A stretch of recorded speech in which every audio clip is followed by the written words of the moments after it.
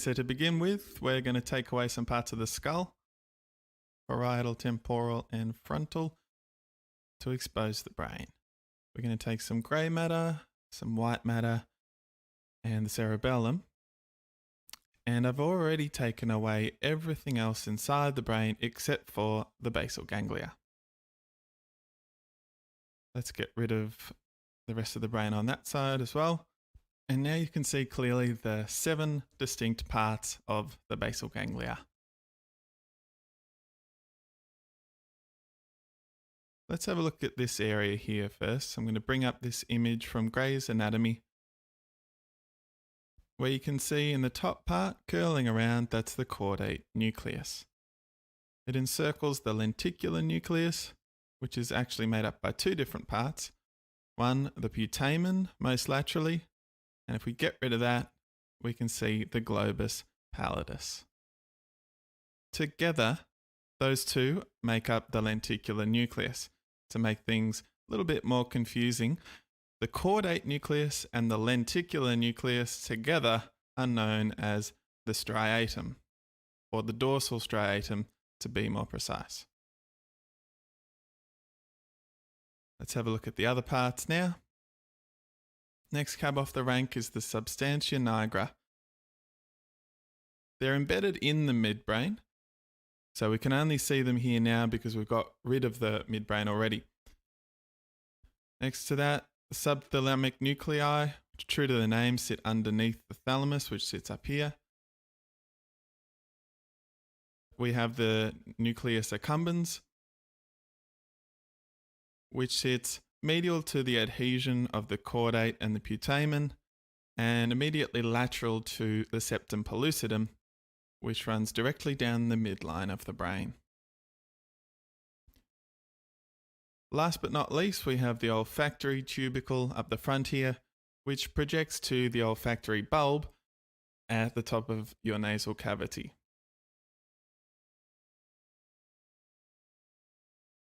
Okay, so now we've got a general idea of where everything sits. We'll have a little tour of how they all relate, and then we're going to bring in some sections so that we can apply this 3D anatomy to the images that we know so well. I always found them quite difficult to comprehend without this 3D basis. First of all, we're going to have a look at a transverse MRI, and we're going to position this next to our model. We'll get rid of these little bits, and this image has highlighted the striatum. It's not exactly the same as our model. I'm going to put that down to basic anatomical variation. But the 3 parts highlighted are the caudate, the putamen, and the globus pallidus. If we bring in a cut section of our model, we can see how the 3D picture on the left here relates to the cut section.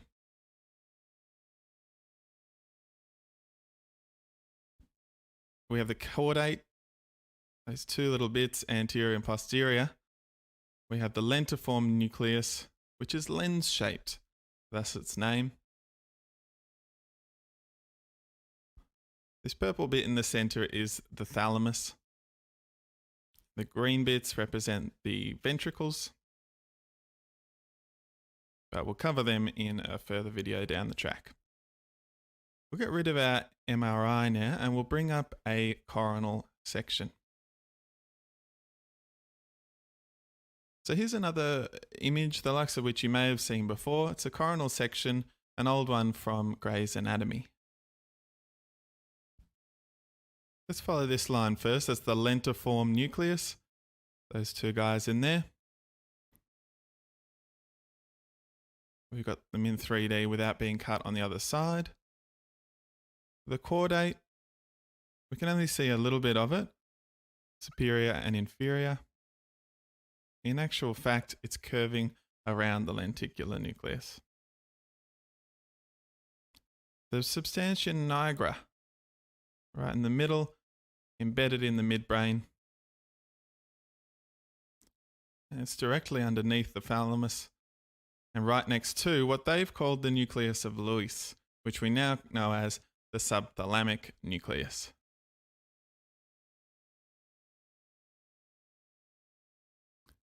And we can't see it on this coronal slice because it's too far posterior, but the olfactory tubercle we have up the front here. So the olfactory tubercle and the nucleus accumbens are together called the ventral striatum, as opposed to the dorsal striatum, which is generally referred to as the striatum. So there's the nucleus accumbens. These guys together, they're known as the ventral striatum. These ones together, the dorsal striatum. Again, we can see the ventricles here, the corpus callosum in the midline, the third ventricle also in the midline, and the pons we can see inferior down there. Okay, so I hope you've enjoyed that little 3D tour. Thanks for watching. Hit subscribe. Basically, the operation takes place in a dorsal position with both arms tucked in at the sides. The surgeon's positioning in between the legs has not proven to be beneficial in any case. After a lower midline laparotomy, 3 trocars are used on the right side and 1 on the left. The first camera trocar is placed subcostially in the anterior axillary line. An inversely arranged alignment is possible in the case of previous surgeries where a free upper quadrant on the left side might be expected. As a basic principle, the complete scar has to be covered with an all-side overlap of at least 5 centimeters. 6 stay sutures are fixed in the midline and in the corners. The caudal stay suture is attached 4 to 5 centimeters away from the lower edge of the mesh in order to allow an overlap into the prevesical space. The lower corners can be rounded as needed. A mini laparotomy in the right or left lower abdomen is recommended as primary access after median and midline incisions of the upper abdomen. Again, 3 trocars are used on one side and a 4th on the contralateral side. The cranial midline stay suture should be attached 4 to 5 centimeters away from the upper edge of the mesh in order to get a far overlap beyond the costal arch.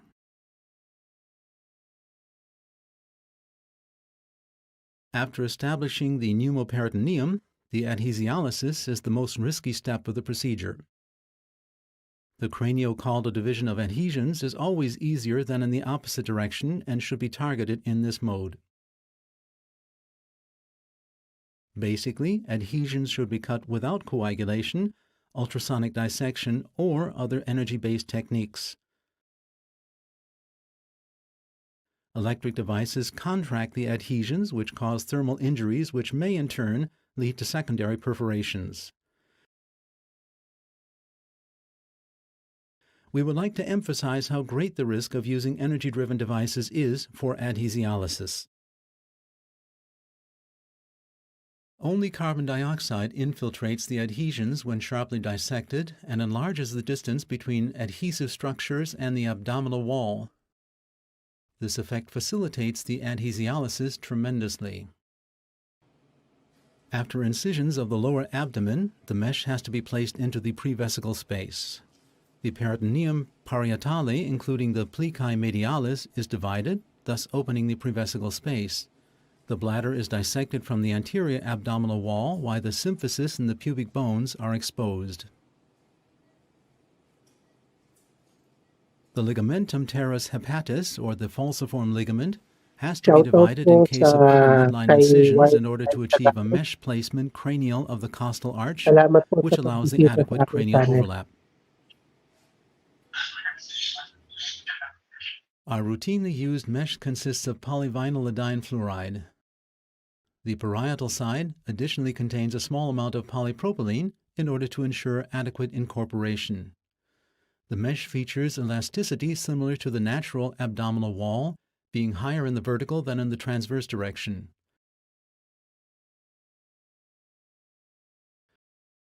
The green thread marks the parietal side and further shows the midline of the vertical axis of distinctive elasticity.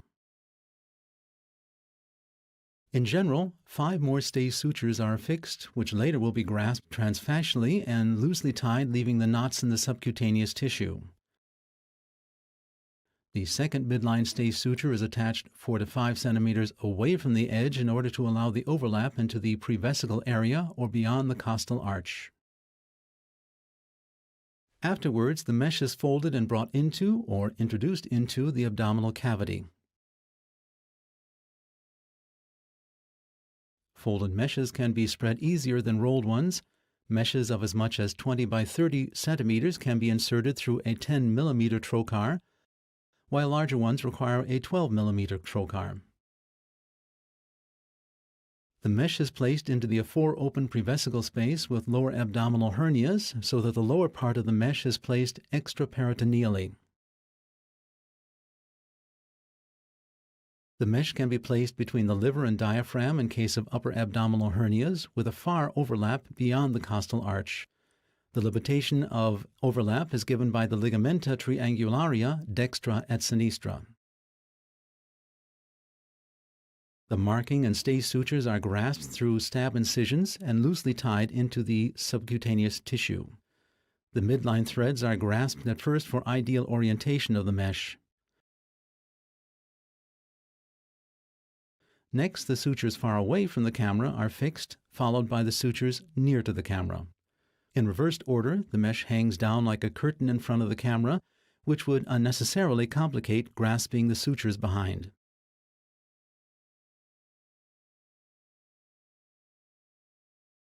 The human body is a very complicated machine. It is comprised of 12 systems that consists of many organs. In this video we will explore the 7 most important organs. These organs include but are not limited to the heart, kidneys, liver, stomach, lungs, brain, and intestines. We will look at each of them and the parts they play in health and wellness. There are 4 main functions of the heart: collecting deoxygenated blood and discarding metabolic waste products, pumping oxygenated blood to other vital organs, supplying nutrients and other essential substances, and controlling blood pressure. Here are 10 amazing facts about the human heart. The average heart is the same size as the owner's fist. The heart beats 115,000 times per day, or 4.1 million times per year. The blood vessels system covers 60,000 miles if it were to be stretched out. The heart pumps about 6,000 liters of blood each day. The heart weighs less than half of a kilogram. Heartbeats are caused by the opening and closing of the heart valves. The heart of a male is slightly heavier than that of a female by a few grams. A female's heartbeat is slightly faster than a male's. Laughing exercises the muscles of the heart, reduces stress, and boosts the immune system. A heartbreak can resemble a heart attack, although the causes of heartbreaks are not heart diseases. The kidneys are located below the rib cage, on both sides of the body. The main functions of the kidneys are to remove waste products and drugs, balance body fluids, help produce red blood cells, and release hormones that regulate blood pressure. Here are 10 amazing facts about the kidneys. In individuals born with only one kidney, renal agenesis, the single kidney usually developed in the capacity of 2 kidneys. If one of the kidneys is removed, the body still retains 75% of kidney function. Like the heart, the normal kidney is the same size as the owner's fist. It weighs an average of 5 ounces. It receives more blood than every other organ, except for the liver. It manufactures vitamin D when the skin and liver fail to do so. Each kidney has over 1 million nephrons, the filtering units of the kidney. The nephrons would stretch to 10 miles if they were placed before each other. The kidneys filter about 135 liters of blood daily. Drinking too much water can harm the kidneys. A reddish-brown organ with 2 lobes, the liver sits on top of the gallbladder next to parts of the pancreas and intestines. Its main functions are to filter blood, detoxify chemicals, metabolize drugs, and secrete bile, which helps digestion. Here are 10 amazing facts about the human liver. The liver is the second largest organ of the body next to the skin. At its fullest capacity, it contains 10% of the blood in the body. It pumps about 2 liters of blood through itself every minute. In addition to its duty as an organ, the liver acts like a gland as it alters or processes substances from the blood, then releases them to other parts of the body. It is the only organ that regenerates itself with only 25% of its original tissue.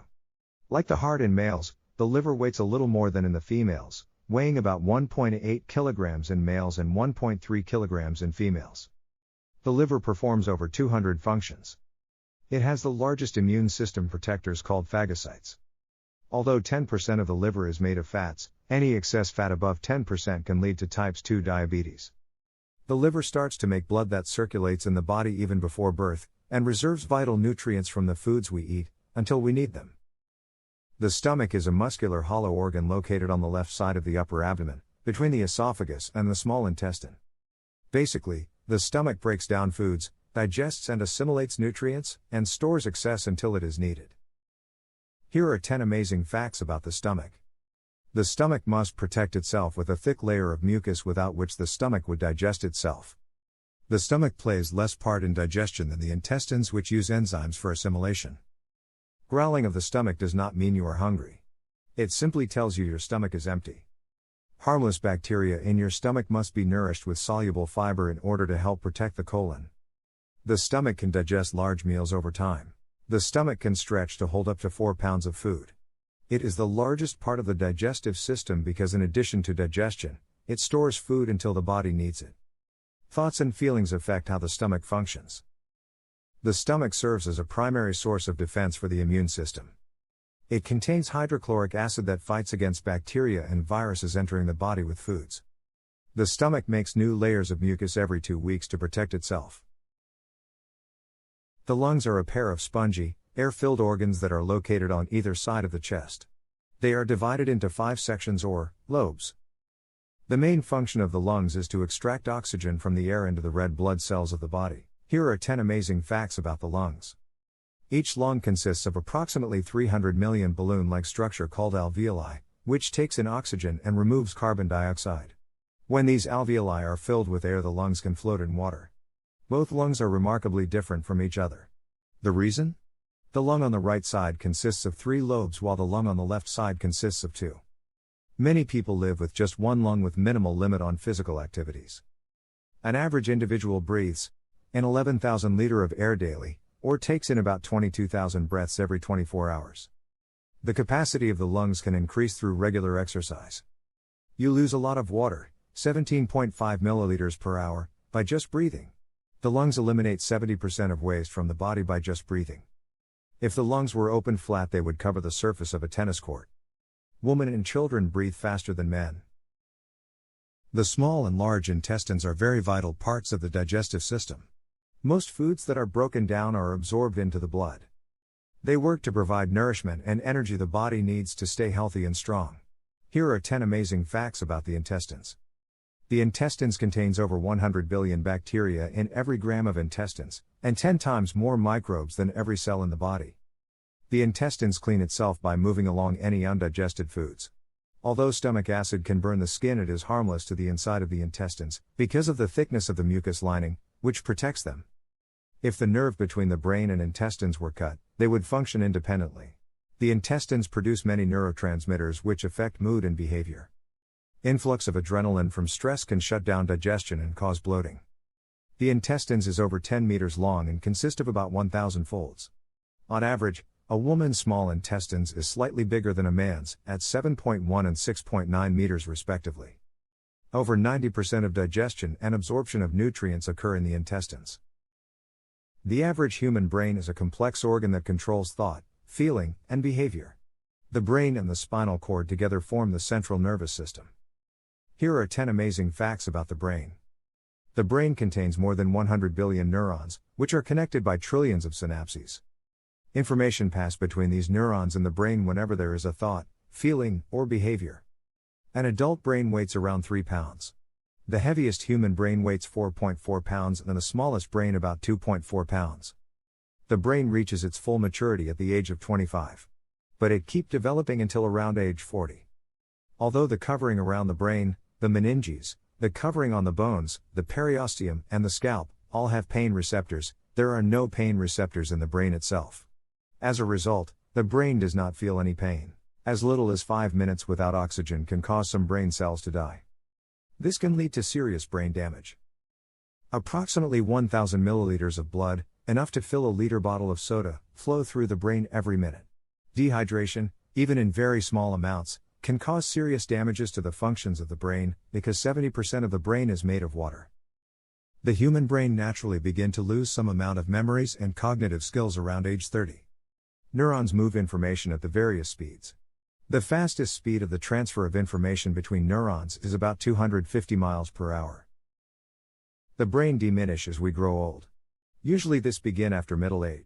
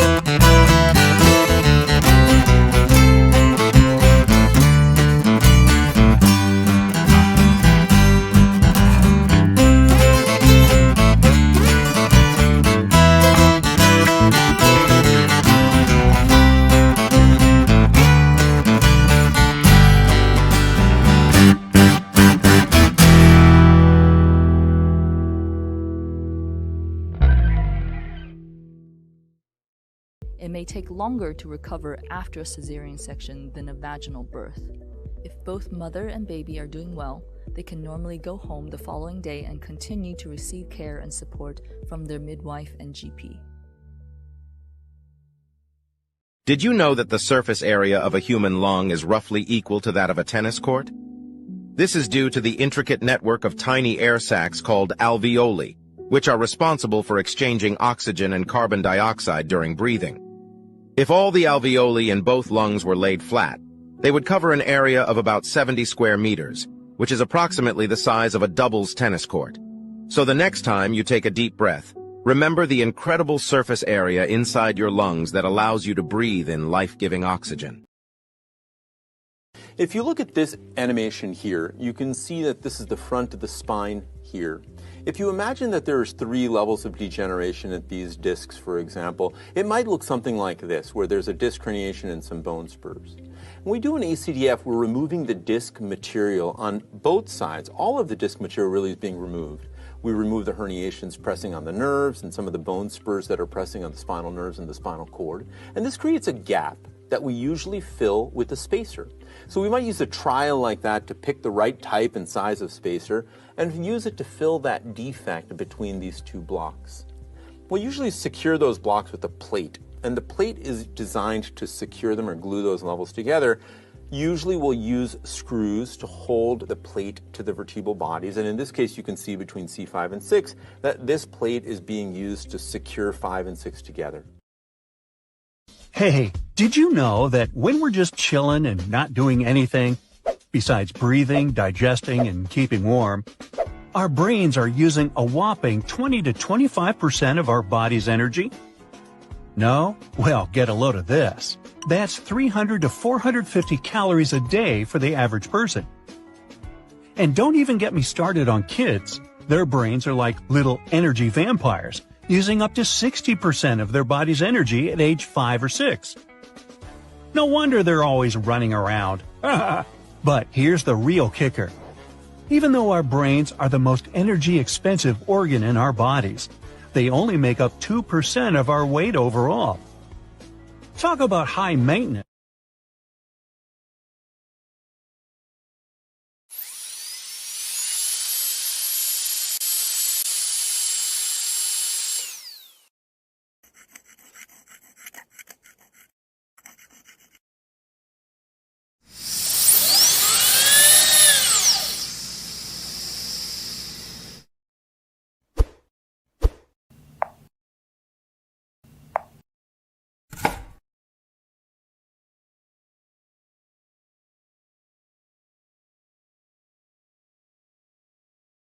Be warned, it will wake you up.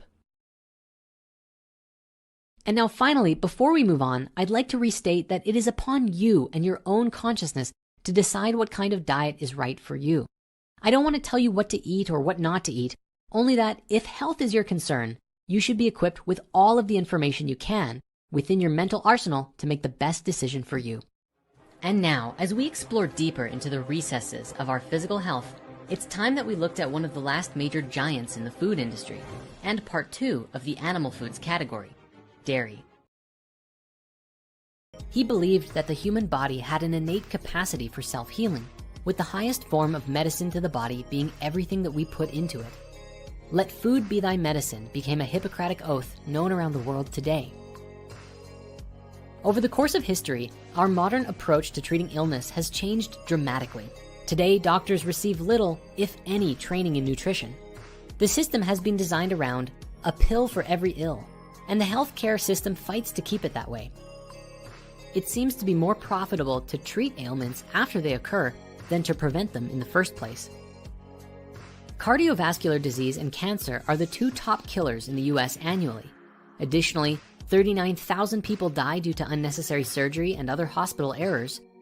80,000 people die due to infections, and 106,000 people die due to adverse drug reactions.